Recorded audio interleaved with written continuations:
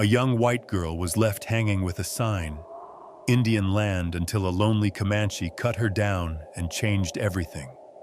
The outskirts of Rosewood Settlement, Northern Plains. Late summer, 1873. The wind carried the scent of scorched timber and blood. Smoke curled in thin, stubborn ribbons from the blackened ruins of a place once called Promise. The fence lines were shattered, cabins burned to bone, and cornfields reduced to ash. Not even the birds dared to sing. And beneath the weight of that silence, a body hung at the village gate, still battered, breathing. Clara May, 19. Her arms were bound high above her head, rope biting into torn skin. Blood marked one temple, trailing down her neck, cracking as it dried. Her boots were gone.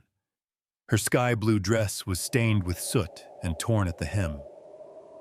She sagged against the beam chin to chest her breath slow, but present enough to betray her survival. Above her, in dripping red paint, someone had scrawled a message, Indian land. It wasn't a claim. It was a warning. Nearby warriors lingered on horseback. The fire was gone from their hands, but not from their eyes. One spoke with pride, another with doubt, but only one moved. He was quiet, wrapped in soft buckskin, his face younger than the others, but older somehow in the eyes. His name was Tyenne, Comanche, but alone. He looked at Clara, saw not enemy nor prisoner, but something else entirely, someone left behind. She was still breathing, and that was enough. Without a word, Tyenne scaled the beam, ignored the threat echoing behind him.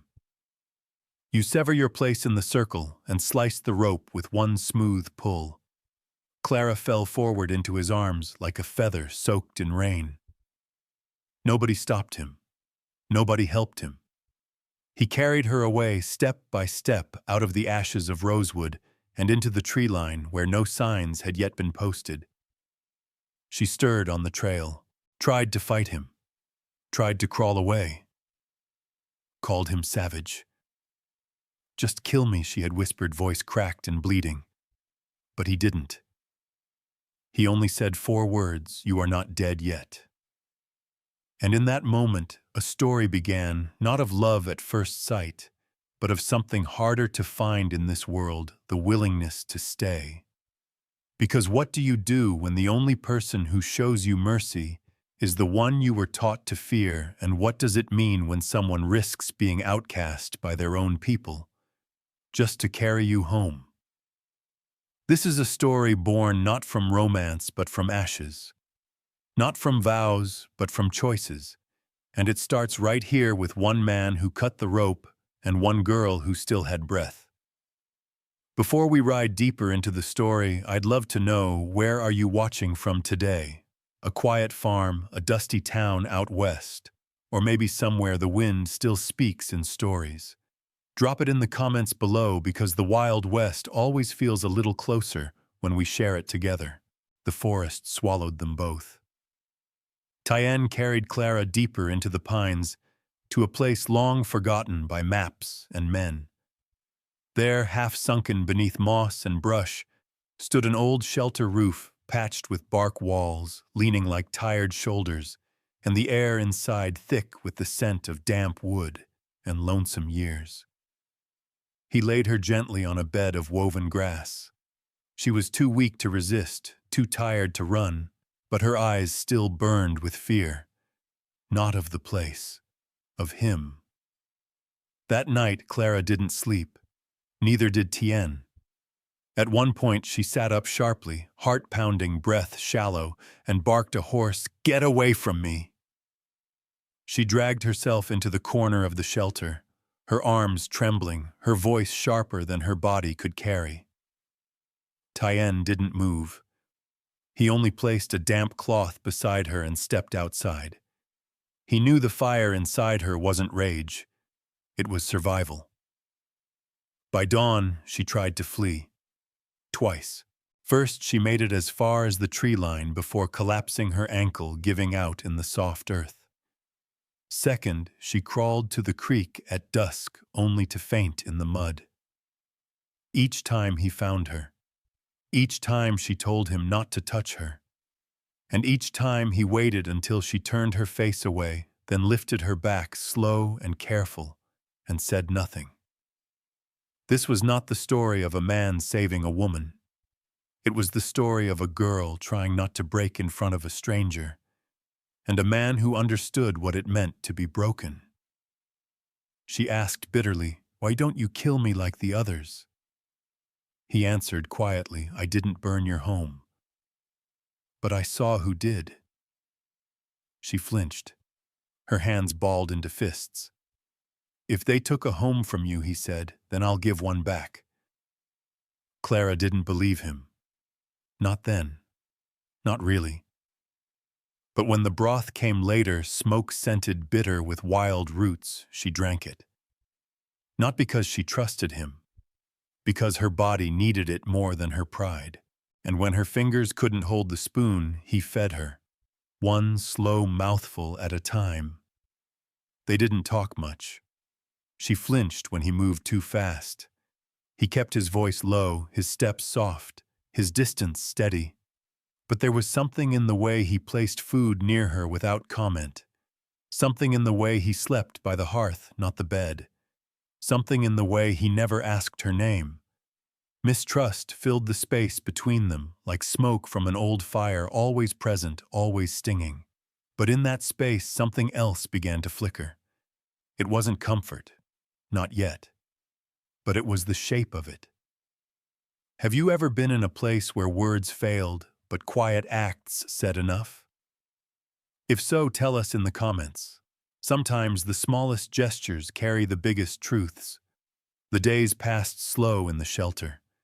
Not by clock, but by light. Not by talk, but by healing. Clara still limped.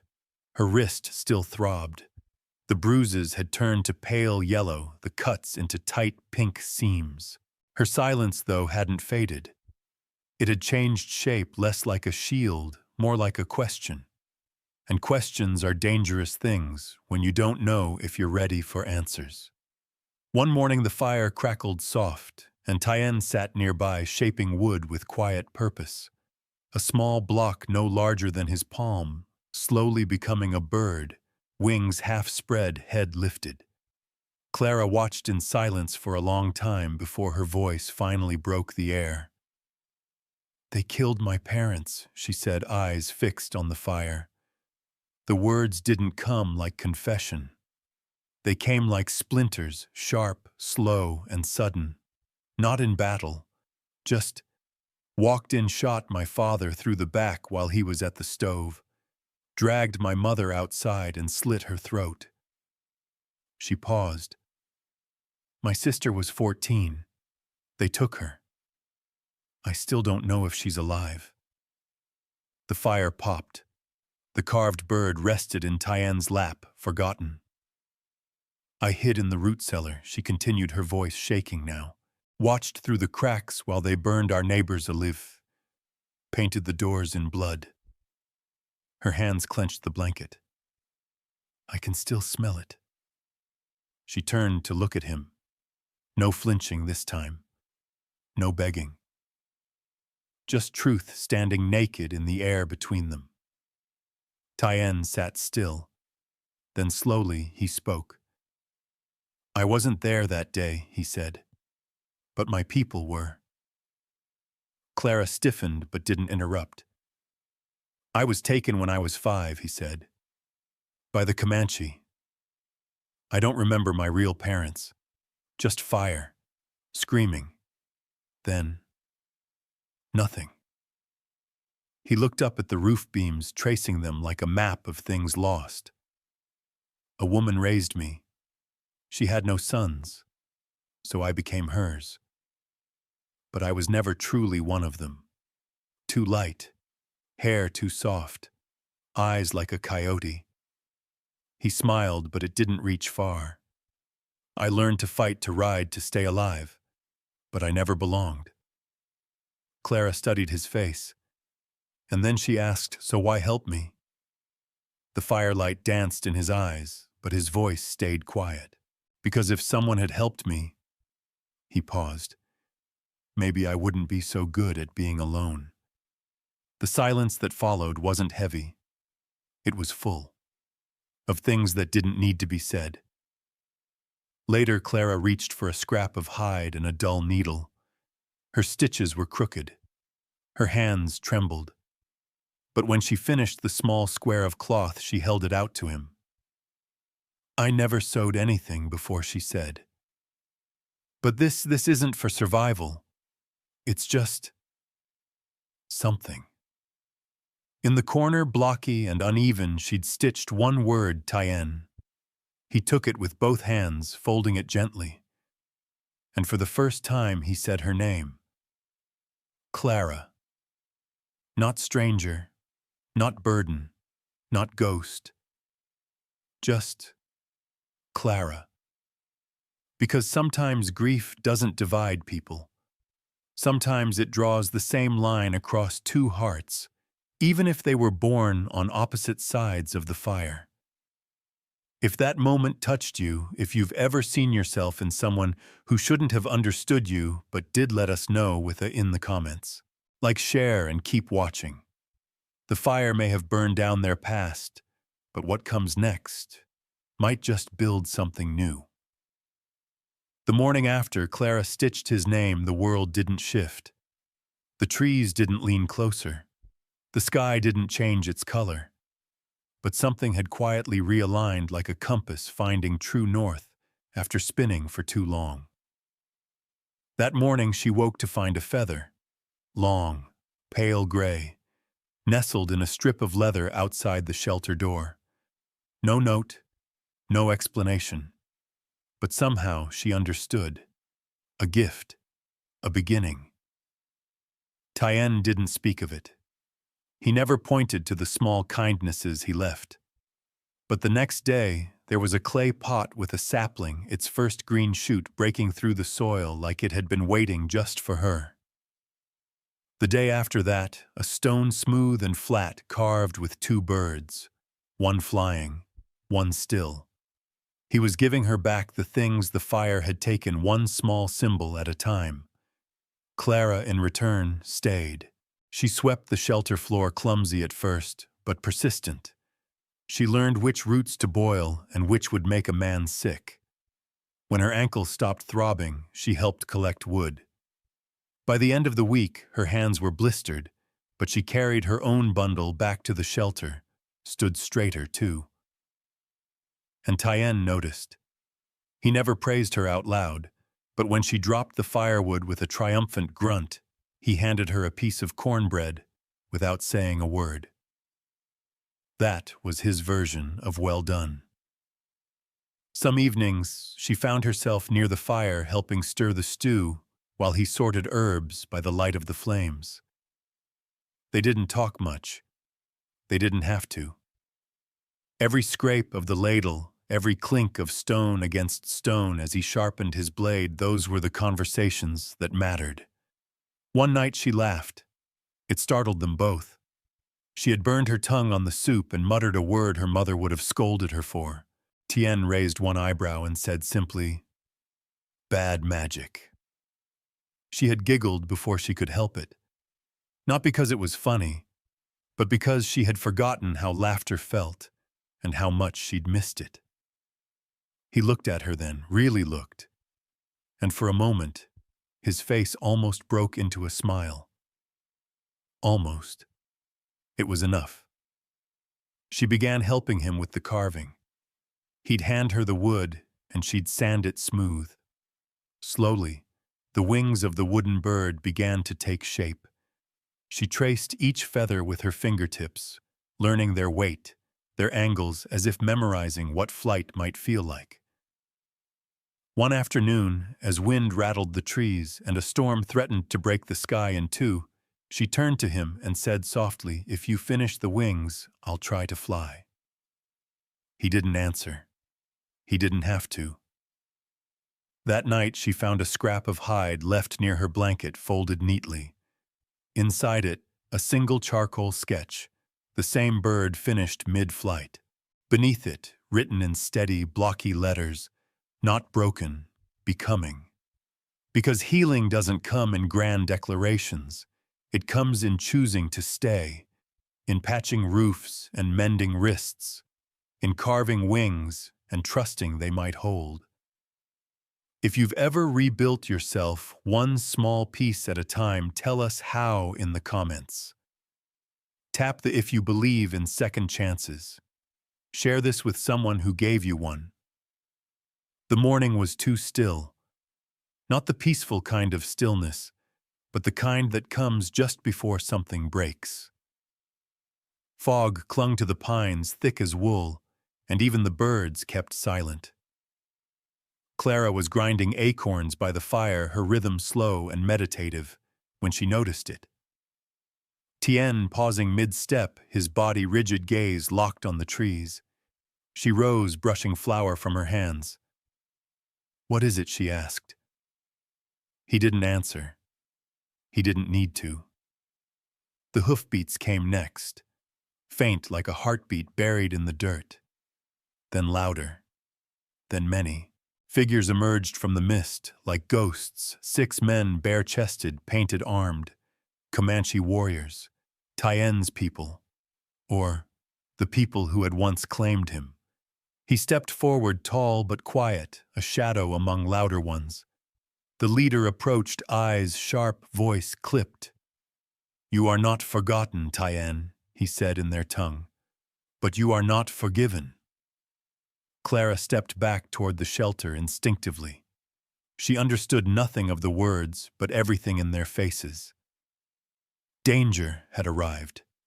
The warrior's eyes fell on her. One sneered. Another stepped forward. "You hide what we marked," he said this time in English. "She was left to burn. She is the stain we left for the earth." Tienne's voice came low and unwavering. "She is not fire. She is ash." The words hung in the air heavier than any blade. They didn't wait. One man shoved Tyenne hard. Another gripped Clara's arm. She cried out. That's when Tyenne snapped. He threw the first man off with a guttural roar, placing himself between Clara and the circle of rage. He fought without pause, fists flying, body a blur of motion. But there were too many. They knocked him down, dragged him by the arms, blood blooming from his brow. Even then, even beaten, he shouted, "Clara, run!" She did, but not blindly. She ran to the ravine, to the place he had shown her once in passing, a cave behind moss-slicked stones. She wedged herself inside, hands over her mouth, heart pounding. Outside, the world was noise, then silence, then nothing. When the quiet finally settled deep enough to trust, she crept back to the clearing. The fire still smoked. The bird carvings sat scattered, and near the hearth, slumped and motionless, lay Tyenne. She dropped beside him, her fingers trembling as they brushed the blood from his temple. His lips parted. Barely. "You stayed," he whispered. Then he slipped into stillness. "What do you do when the one who saved you now needs saving?" Clara didn't cry. Not yet. She worked. She boiled water, gathered herbs, crushed bark with bruised hands. She sat through the night, feeding him broth by the spoonful, praying with no words. By dawn, his fever burned high. His breathing turned shallow. So she packed a satchel, tied a knife to her hip, and walked into the forest alone. No map. No certainty. Just the memory of what he had once done for her. Kindness, it turns out, doesn't need an army. Sometimes it only needs one person willing to stand alone in front of the storm. Have you ever had to fight to protect someone who once saved you? Drop in the comments if you believe kindness still has the power to hold the line. Share this with someone who once walked through fire beside you. He woke to the scent of pine smoke and healing herbs. Not the kind of smoke that takes, but the kind that stays. Tyenne stirred slowly, the ache in his body, a reminder that he was still alive. His vision blurred, but through it he saw her Clara sitting beside the hearth blanket wrapped around her shoulders, eyelids heavy but still refusing to close. She hadn't left. She had chosen to stay. When their eyes met, she said nothing. She just brought water to his lips, her hand steady, her jaw tight with stubborn resolve. That was the morning everything changed. Not with a kiss, not with grand words, just a single truth. Neither of them was alone anymore. The days after his healing were slow and filled with quiet work. Clara cooked and gathered. Tyenne carved and rebuilt. There were no more escape attempts, no more flinching at footsteps. The space between them, once tense as a drawn bow, softened into something they could rest inside. The lean-to shelter, once barely standing, had begun to sag under years of weather. Clara stared at it one afternoon and said simply, "It's time." Tyenne didn't ask what she meant. He nodded. Together they took it apart, beam by beam. It was not demolition. It was something more sacred. A burial. And a beginning. They built their house from what was left. The same charred logs became the foundation. The hearth was rebuilt with stone carried from the ravine. The roof, once patched with bark and desperation, was layered with hide and thatch, proof that they no longer feared the rain. Every board, every nail, every line of carving, they laid together. Their hands blistered. Their backs ached. But they didn't stop. When a wall leaned too far, Clara laughed first. When the thatch sagged in the corner, Tyenne cursed under his breath, but smiled after. The home was not large. It didn't need to be. It had enough space for 2 beds, a shelf for carved birds, and a low window where morning light could find them. At night, they sat by the fire side by side, sharing silence like it was a language only they understood. When it was done, truly done, Clara disappeared for an hour. Tyenne found her later kneeling beside the doorway, a scrap of pine wood in her lap, her smallest blade in hand. She carved slow, careful letters, crooked at the edges but bold in heart. She nailed it above the door herself, home of Clara and Tyenne, where no one is left hanging. He didn't say anything. He just stood beside her, close enough that their shoulders brushed. And in that closeness, in that breath between past and present, the house truly became a home. It was not the land that gave them safety. It was not the walls that made it sacred. It was the choosing. The daily decision to stay, to build, to believe, despite what had been burned away. And in that, they planted the first seeds of something bigger than survival. They planted peace. It was the bees that led them there. Tyenne had taken Clara deeper into the woods in search of honeycomb, a task that once would have been unthinkable. She walked steady beside him now, her knife on her belt, her eyes alert, but no longer afraid. They followed the sound of buzzing through the tall brush and sunlit clearing, until another sound cut through the air. Crying, small, ragged, muffled beneath something heavy. They paused. Clara moved first. Behind a tangle of fallen branches and what was left of an overturned wagon, they found him. A boy no older than 5, curled like a sparrow in the dirt. His clothes were torn, his face streaked with ash and snot, and something too hollow for his age. A welt swelled near his temple.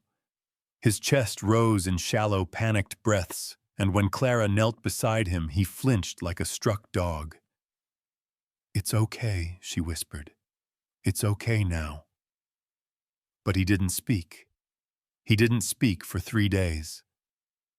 They brought him home without question. No one asked where he had come from. The wagon wreck told its own story, another family lost to raids or bandits or starvation.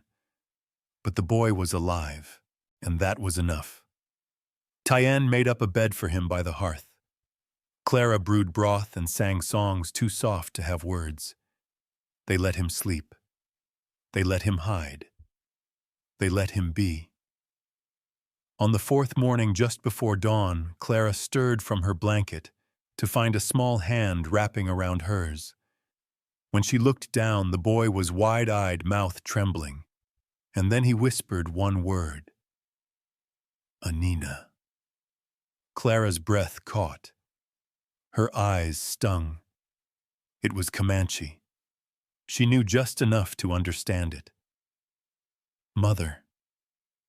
They never learned his real name, but over time the boy accepted the ones they gave him. Fire, blanket, bread, safe. He followed Clara like a shadow in the mornings, watching her grind herbs or mend shirts. He sat silently near Tyenne at dusk, copying the way he held the carving blade or tended the fire. He didn't cry at night anymore, not as often. And when he did, it was only one name he called Pana father. Tyenne would go to him, say nothing, just lay a hand over the boy's heart, and wait until the sobs quieted. They never told him to forget. Only that he was found, not lost. Not anymore. One afternoon, Clara handed him a stub of charcoal and a flat piece of bark. Draw, she said. The boy looked at her uncertain, then at the blank surface. He pressed the charcoal down hesitantly. Slowly, a crooked line became a shape. A circle. Then two stick figures. Then a third. A house with smoke curling from the top. He didn't say what it was, but Clara didn't need him to. It was never their plan to raise a child. But the ridge didn't care about plans. It only knew what love left behind. And for Clara and Tyenne, who had each lost everything, this boy became the quiet answer to a question neither dared ask. Could something grow where so much had been burned? Oh, yes, it could. The seasons changed quietly on the ridge. Corn grew tall and crooked. Chickens wandered free between the rows. Laughter rang from the porch. Most mornings, small, bright sounds carried on the breeze like feathers. The boy, now older, raced the chickens to the stream, his feet bare and fast. Clara called after him with a smile. Tyenne carved birds by the fire, his hands steadier than they had been in months. It felt for a while like the world had forgotten them. Like the pain of war and raids and betrayal had stopped at the tree line and left their little home untouched. But peace doesn't stay forgotten for long. One morning they arrived, 6 men on horseback. Their boots were polished, their coats clean, their papers neatly rolled and pressed with seals unfurled like flags as they stepped onto Clara and Tyenne's land. The boy was gathering eggs. He froze at the edge of the yard, clutching the basket tight. Clara stepped out first, wiping her hands on her apron. Tyenne came next, slow, quiet, but straight-backed. The oldest man dismounted. Tyenne, Mrs. May. He smiled like someone used to being obeyed. This ridge sits in the path of proposed federal development, he said, gesturing to the map. Railway lines will connect west to east. Progress, madam. Expansion. We're offering compensation for the land. Fair payment. Clara didn't answer. Not right away. She looked behind her at the smoke curling from the chimney at the sign above their door, hand-carved with 2 names and 1 truth. This land has already been paid for, she said quietly. The men exchanged glances. With all due respect, another began, this property falls into contested territory. Tribal reclamation lines intersect with state zoning. There are treaties in motion, Tyenne raised one hand. We buried our dead here, he said simply. The silence that followed was not polite. It was heavy. Final. They didn't shout, didn't argue. They just stood their ground, two people who had carved a life from ash and silence and chose never to be moved again. The men left before sundown. But a week later, a new sign appeared at the edge of the path. Nailed into an old fence post, carved in clean block letters, not Indian land, not white land, just loved land. And beneath it, in Clara's steady hand, we already found what we were looking for. Visitors would see that sign in the years that followed. Drifters, widows, lost boys, women with bruises they didn't explain. They came with nothing and left with something, a place where no one asked where you came from, only what you needed. The government didn't come back. Or if they did, they stayed at the bottom of the hill. Because there are some homes you don't take. Some lines drawn not in ink or barbed wire, but in memory and mercy, and in love. What would you have done standing on that ridge with nothing but a voice and a vow to hold the land you've made sacred? Let us know in the comments below. And if you believe some homes are worth more than any offer, share this story with someone who still believes in standing their ground. The ridge stayed quiet after that. No more polished boots. No more maps rolled flat on wooden tables. No more talk of expansion. The government men rode out and never came back, not because the land lost its value, but because they couldn't measure its worth in dollars or deeds. Instead, word spread in quieter ways. Among women at train stations with no one waiting. Among runaways whose feet blistered in silence. Among men who'd buried too many names and couldn't bear another night, with no firelight and no face to speak to. They came not in droves, not all at once, but slowly, like seeds on the wind. And the house on the ridge with its low roof and creaking porch opened its doors.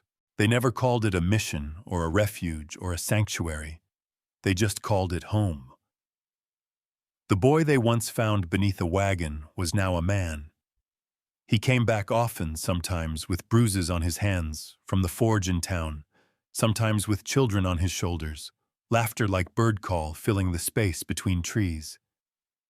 He called Clara Ina and Tyenne Pana, and when the little ones asked what those words meant, he'd say, "It means they stayed." Clara still kept herbs drying by the hearth, her fingers nimble even as age curled them. Tyenne's hands shook more now when he carved, but he still worked each evening, a bird taking shape beneath the steady rasp of blade on wood. The shelf above the fire held them all, dozens of birds each with different wings. Some in flight, some perched, some with broken feathers mended with twine. None perfect. All loved. One spring morning, a girl arrived with only a satchel and a scar she didn't talk about. Clara didn't ask her name, just poured her broth and showed her where to sleep. That night the girl cried for hours, curled against the wall like a child too small for her pain. Tyenne didn't speak, but the next morning he left a small carved stone by her blanket. Two figures back to back, both standing, both still whole. The girl never said thank you, but she stayed. The wild mint took over the garden. The roof needed patching more often than not. But the path to the door never grew weeds, because people kept walking it. Some stayed for a night, some for a season. A few stayed forever. And in time, a new carving appeared on the signpost below the original. Here you are not what they did to you. You are who you become next. No one signed it, but everyone knew whose words they were. The house didn't have a bell, but visitors started calling it the Ridge Light. Not because it glowed, but because word was if you were lost, you could find yourself here. Tyenne and Clara never claimed to be healers. They didn't pray over wounds or promise redemption. They simply shared the fire, shared the work, shared the silence. And somehow, that was enough. The ridge grew quiet again, not empty, just older. Time softened everything, even the bark of the old oak tree, even the wind that once howled through the eaves. Tyenne's footsteps grew slower, his shoulders still broad, but now bent with years. Clara's hair silvered like frost on winter wheat. Her hands still steady when they tied herbs, but slower when they lifted a pot from the fire. The house changed too. More quilts layered the beds. More handprints lined the walls, some tiny, some wrinkled. The garden leaned more wild than planned. And the shelf of birds above the hearth grew so full they had to add a second one. No one ever called it retirement. Clara still taught the children letters on birch bark scraps. Tyenne still mended the tools sometimes by touch when his eyes grew tired. And in the evenings, they still sat side by side. He'd carve, she'd sew, and the silence between them was not the hush of grief, but the comfort of everything that didn't need to be said anymore. One day, long after their adopted son's children had begun to ride horses and fetch eggs from the coop, Clara stood at the porch and looked out over the ridge. She could feel it change. The world was growing louder again. There were new train lines now, ones that curved around the mountains. Telegraph poles dotted the horizon like spindly sentinels. News traveled faster, but truth still took its time. That evening she brought out an old book, leather-bound, faded edges, the one with pressed flowers between the pages. Inside were handwritten letters, hers, Tyenne's, even a few from the first girl who had stayed. Clara added a new one. She didn't write it to anyone in particular, just to whoever needed it next. This house is not a monument. It was never meant to be remembered by the world. But if you've found your way here, then you've already remembered the part that matters. She tucked the page between the others, kissed Tyenne's cheek, and turned out the lamp. When the time came, they didn't go far. Clara passed on a spring morning. Tyenne followed just 3 months later in his sleep, the wooden bird he carved for her clutched in one hand. Their grandson built them 2 matching markers beneath the old oak tree. No marble, just smoothed wood carved by his own hands. One read Clara May, who stayed, the other Tyenne, who saw her first, and between them a stone plaque, small and unassuming. No one left hanging, not then, not now. The house still stands, now tended by others, by those who once came there with broken hearts and stayed long enough to learn their own worth. The garden still blooms wild. The sign above the door still hangs.